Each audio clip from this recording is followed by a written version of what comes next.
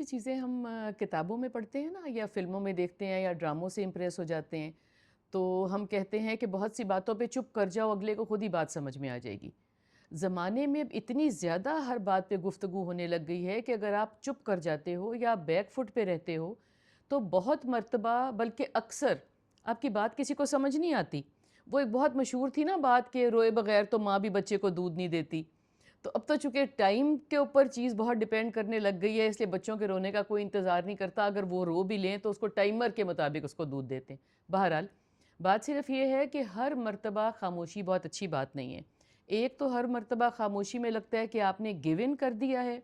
اور ایک خاموشی سے کئی مرتبہ لگتا ہے کہ آپ نے گیو اپ کر دیا ہے۔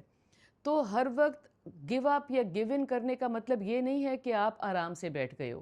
اور اپنی بات پہنچانے کا مطلب بھی یہ نہیں ہے کہ آپ لڑنے کے پروگرام میں ہو، مگر کوشش یہ کرنی چاہیے کہ اپنی بات مثبت طریقے سے اگلے کے پاس پہنچائی جائے۔ اس لیے کہ چپ کر کے بیٹھنے سے کوئی کتنا سائیکک ہوگا کہ وہ سمجھ جائے گا کہ آپ کیا چاہ رہے ہو۔ بہن بھائی ہیں وہ آگے نکل جاتے ہیں، ماں باپ کہتے ہیں اس کو فرق کوئی نہیں پڑتا۔